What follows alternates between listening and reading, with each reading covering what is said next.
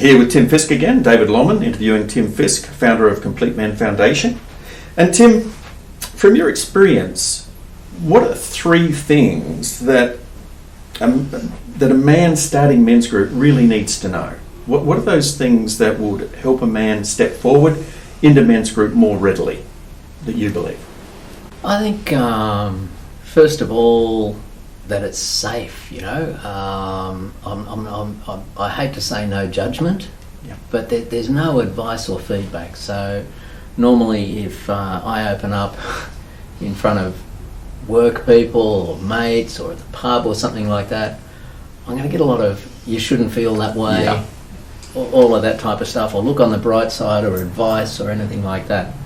Well, one of the things to keep it safe in our group is we have a bunch of protocols or guidelines. And a big one is I'm not going to give any man any feedback or advice unless he asks for it. Yeah.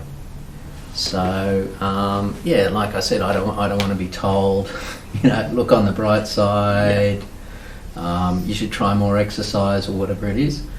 I think the other thing is there's no dogma, there's no religion, there's no complete men way of doing things. Each man is the expert on.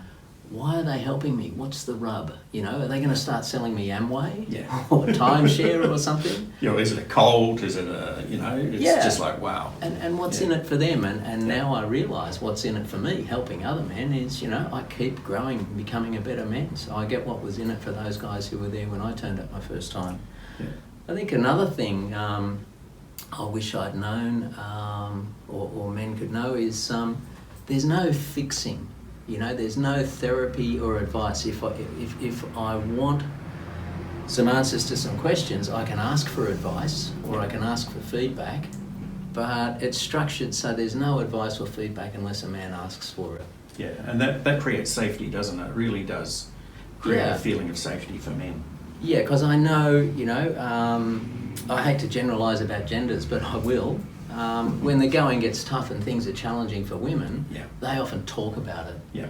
When the going gets tough and challenging for guys like to fix things. I know I do. Yeah. So if it's a lawnmower or a computer, that's awesome. But if it's a problem in my relationship or my family or one of my blind spots, often my attempts to fix things are a disaster, and then I shut down even more with shame.